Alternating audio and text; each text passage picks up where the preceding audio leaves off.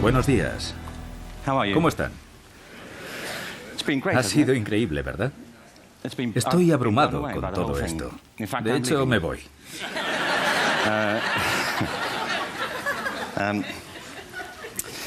Se han mencionado 3 temas en este congreso que tienen que ver con lo que quiero decir.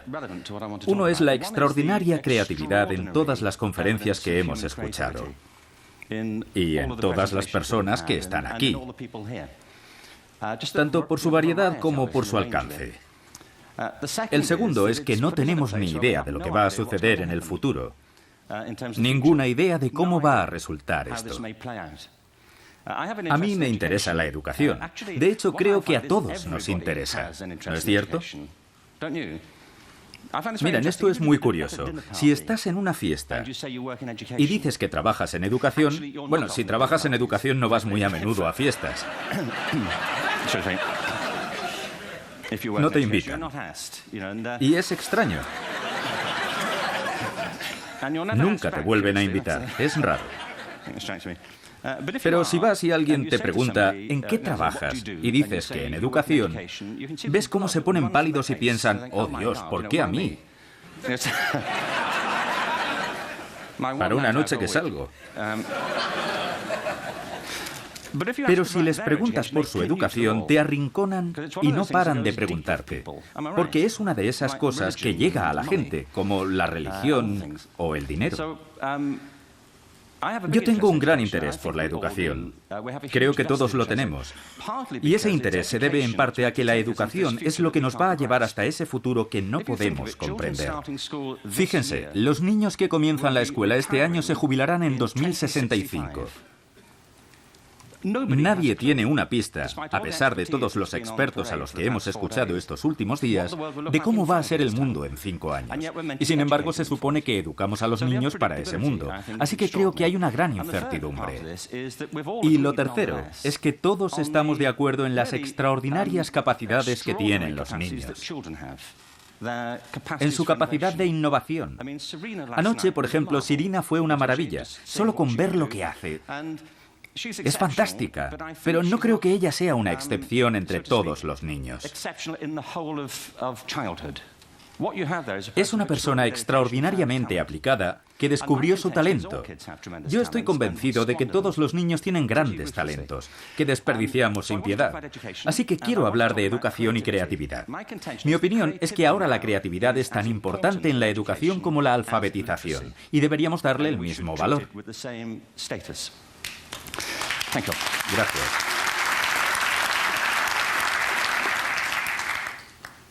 Por cierto, eso fue todo. Muchísimas gracias. Así que me quedan 15 minutos. Bueno, yo nací en... No. Hace poco me contaron una historia sobre una niña de 6 años que se sentaba en la parte de atrás de la clase. Su profesora comentaba que nunca prestaba atención, pero que en clase de dibujo sí. Así que se acercó a ella y le preguntó, ¿qué estás dibujando? Y le dijo, estoy dibujando a Dios. Pero nadie sabe cómo es Dios, respondió la profesora. Y la niña contestó, lo sabrán en un minuto.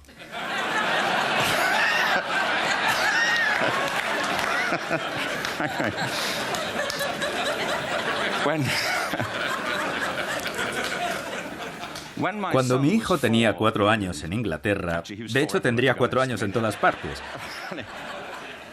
Para ser exactos, tendría 4 años en cualquier lugar.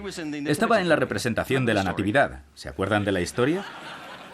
Es una gran historia. Mel Gibson la contó. Puede que la hayan visto. Natividad 2. James hacía de José y estábamos encantados, ya que pensábamos que era un papel protagonista. Llenamos el lugar de gente con camisetas en las que ponía James Robinson es José. Él no tenía diálogo. ¿Recuerdan a los 3 Reyes Magos? Traen regalos, oro, incienso y mirra. Esto pasó de verdad. Estábamos viendo la obra y algo pasó. Creo que cambiaron el orden. Después le preguntamos, ¿salió todo bien? Y él dijo, claro, ¿por qué? Fue solo ese cambio de orden. En cualquier caso, los 3 niños entraron, con paños de cocina sobre la cabeza, pusieron sus cajas en el suelo y el primer niño dijo, traigo oro. El segundo dijo, traigo mirra. Y el tercero dijo, traigo pienso.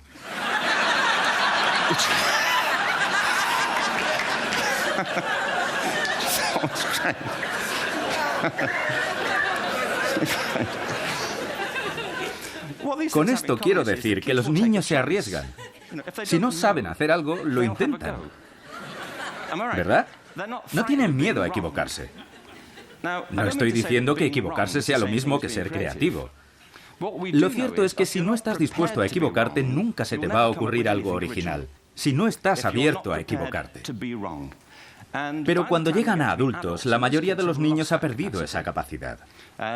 Tienen miedo a equivocarse. Y por cierto, dirigimos así nuestras empresas. Estigmatizamos los errores. Hemos creado sistemas educativos en los que cometer errores es lo peor que te puede suceder. Y el resultado es que estamos educando a la gente para que abandone sus capacidades creativas. Picasso dijo que todos los niños nacen artistas. El problema es seguir siendo artistas al crecer. Estoy convencido de que no nos volvemos más creativos al crecer, sino más bien al contrario. La educación nos hace menos creativos. ¿Y por qué es así? Yo vivía en Stratford-on-Avon hasta hace 5 años que nos mudamos a Los Ángeles. ¿Se pueden imaginar lo suave que fue ese cambio? De hecho, vivíamos en un lugar llamado Snitterfield, a las afueras de Stratford, donde nació el padre de Shakespeare. Seguro que nunca habían pensado que Shakespeare tuviera un padre. Y eso es porque nunca pensaron en Shakespeare de niño. ¿Se lo imaginan a los 7 años? Nunca pensé en ello, pero en algún momento tuvo esa edad y estaría en la clase de alguien.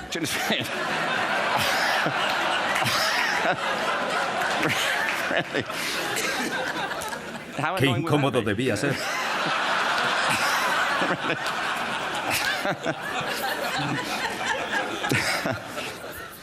Debe esforzarse más. Su padre le diría, vete a la cama. Deja ya ese lápiz. Y no hables así. Nos confundes a todos.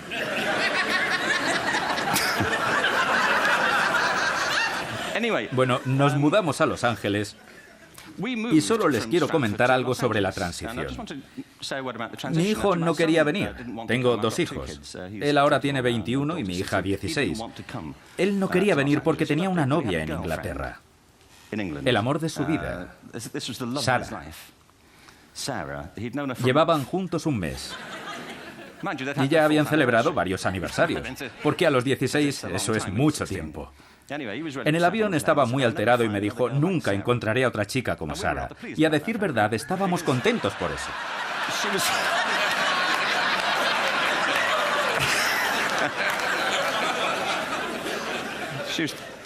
Ya que ella fue la razón por la que dejamos el país.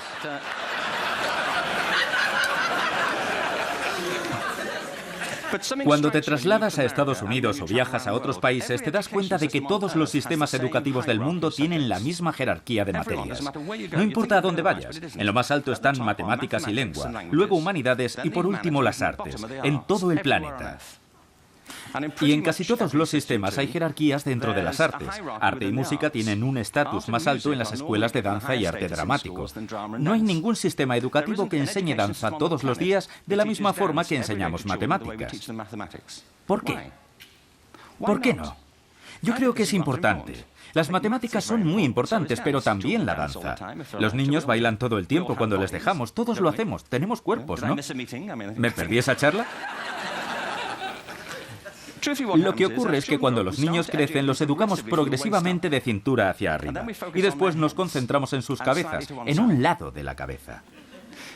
Si un extraterrestre observara nuestra educación y preguntara ¿para qué sirve la educación pública?, teniendo en cuenta el resultado de quienes tienen éxito en este sistema, de quienes hacen todo lo que debe, de los ganadores, tendríamos que concluir que el propósito de la educación pública en el mundo es producir profesores universitarios. ¿O no? Son las personas que salen adelante. Yo solía ser uno de ellos, así que... Y me gustan los profesores universitarios, pero no deberíamos considerarlos como lo máximo a lo que puede aspirar la humanidad. Es solo una forma de vida. Son raros, y lo digo con afecto. Basándome en mi experiencia, los profesores tienen algo curioso. No todos, pero en general viven en sus cabezas.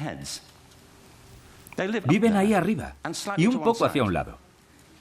Están fuera de su cuerpo, de manera casi literal. Ven su cuerpo como un medio de transporte para sus cabezas. Una manera de llevar su cabeza a las reuniones.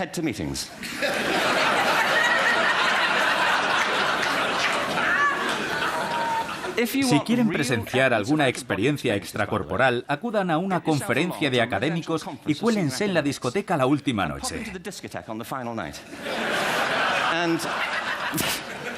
Y ahí los verán, hombres y mujeres adultos contorsionándose. A destiempo. Y deseando que termine para ir a casa a escribir un artículo. Nuestro sistema educativo se basa en la habilidad académica. Y hay una razón.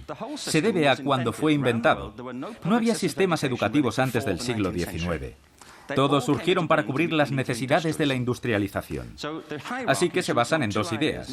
Una, que las materias más útiles para el trabajo son las más importantes. Así que quizás le alejaron de lo que le gustaba cuando era niño, argumentando que así no encontrarían trabajo, ¿cierto? No hagas música, no serás músico. No hagas arte, no serás artista. Buen consejo, aunque hoy profundamente equivocado. El mundo está en plena revolución. La segunda idea es la habilidad académica que ha llegado a dominar nuestra visión de la inteligencia porque las universidades diseñaron ese sistema a su manera. De hecho, el sistema de educación pública parece un extenso proceso de admisión universitaria. Y como consecuencia, muchas personas brillantes y creativas piensan que no lo son, porque aquello en lo que sobresalían en la escuela no era valorado o era estigmatizado. Yo creo que no deberíamos seguir por este camino. Según la UNESCO, en los próximos 30 años se graduarán más personas en el mundo que las que lo han hecho desde el comienzo de la historia. Más personas. Esto se debe a la combinación de todo lo que hemos hablado, a la tecnología, a la transformación del trabajo y a la explosión demográfica. De repente los títulos no tienen ningún valor. Cuando yo estudiaba, si tenías un título tenías trabajo y si no lo tenías era porque no querías. Yo no quería un trabajo, francamente. Pero ahora muchos jóvenes titulados tienen que volver a sus casas y seguir jugando con videojuegos porque se necesita una maestría para trabajar, cuando antes solo se requería el bachillerato. Es un proceso de inflación académica que indica que la estructura de la educación se tambalea. Debemos cambiar la idea que tenemos de la inteligencia. Sabemos tres cosas de ella. Primero, que es diversa. Interpretamos el mundo según cómo lo experimentamos, de forma visual, auditiva o cinestésicamente. Pensamos en términos abstractos o pensamos en movimiento. Segundo, la inteligencia es dinámica. Si observamos las interacciones del cerebro, como escuchamos ayer en varias charlas, la inteligencia es interactiva. El cerebro no se divide en compartimentos. De hecho, la creatividad, que yo defino como el proceso de tener ideas originales que tienen valor, a menudo surge de la interacción de diferentes disciplinas. En el cerebro hay un haz de nervios que une sus dos mitades, llamado cuerpo calloso. Es más grueso en las mujeres. Siguiendo con lo que dijo Helen ayer, creo que quizás por eso las mujeres son capaces de hacer varias cosas a la vez. Hay muchas investigaciones, pero yo lo sé por mi experiencia personal. Cuando mi esposa cocina, no muy a menudo, por suerte. No, ella cocina bien algunas cosas, pero a la vez que lo hace, habla por teléfono, habla a los niños, pinta el techo, opera a corazón abierto. Si cocino yo, la puerta está cerrada, los niños fuera, el teléfono descolgado y me enfado si ella viene. Terry, por favor, intento freír un huevo.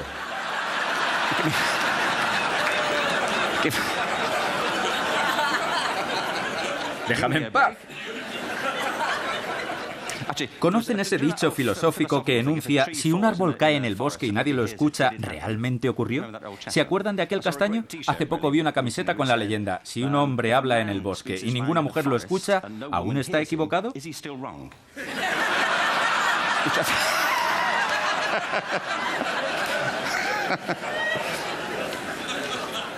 Y lo tercero es que la inteligencia es única. Estoy escribiendo un libro que se titula Epifanía y recoge una serie de entrevistas sobre cómo algunas personas descubrieron su talento. Un tema que me fascina y que surgió por una conversación que tuve con una mujer de la que quizás no hayan oído hablar. Se llama Gillian Lynn. ¿Les suena? Algunos sí. Es coreógrafa y todos conocemos su trabajo. Ella hizo Cats y El fantasma de la ópera. Yo estaba en el consejo del Royal Ballet en Inglaterra, como pueden ver. Comí con Gillian un día y le pregunté, ¿cómo llegaste a ser bailarina? Y ella me contó que no era buena estudiante. Entonces, en los años 30, escribieron a sus padres de la escuela diciendo, creemos que su hija tiene un trastorno de aprendizaje. Ella era nerviosa y no se podía concentrar. Hoy lo llamarían déficit de atención, pero eran los años 30 y no se conocía ese trastorno. La gente no sabía que podía tener eso. Gillian fue con su madre a un especialista. Era una habitación de paneles de roble y a ella la sentaron en una silla, en un rincón. Estuvo ahí durante 20 minutos mientras el médico y su madre hablaban de los problemas que tenía en la escuela, que si molestaba a los niños, no hacía los deberes, etc. Al final, el médico le dijo, Gillian, he escuchado a tu madre y necesito hablar en privado con ella. Espera aquí, que enseguida volvemos. Y se fueron. Pero al salir, él encendió la radio que estaba sobre su escritorio y le dijo a su madre, vamos a observarla. Gillian se levantó y comenzó a moverse al ritmo de la música. Entonces el médico le dijo a su madre, señora Lynn, su hija no está enferma, es una bailarina. Llévela a una escuela de danza. Le pregunté, ¿qué pasó? Ella dijo, me llevó y fue maravilloso. Aquel lugar estaba lleno de personas como yo. Gente que no se podía estar quieta, que tenía que moverse para pensar. Practicaban ballet o danza contemporánea. Luego entró a la escuela del Royal Ballet, se convirtió en solista y tuvo una carrera brillante con el Royal Ballet. Más tarde se graduó y fundó su propia compañía y conoció a Andrew Lloyd Webber. Ella ha sido la responsable de algunas de las obras musicales más exitosas de la historia. Ha hecho disfrutar a millones de personas y es multimillonaria. Otro médico quizá la habría medicado y le habría dicho que se calmara.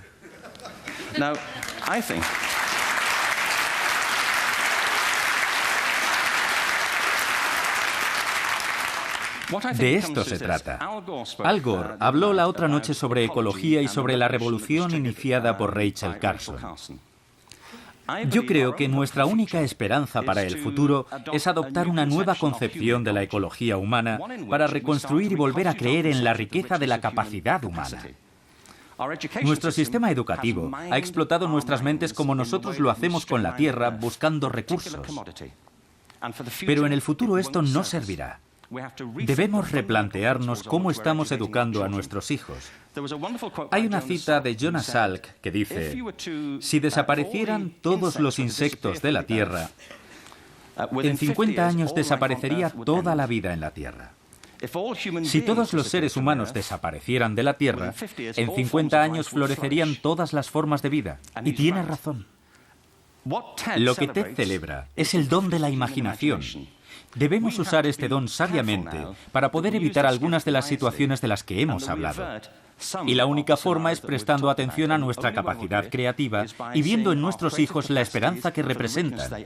Nuestra tarea es educarlos como seres completos para que puedan enfrentarse al futuro. Quizá nosotros no veamos ese futuro, pero ellos sí lo verán.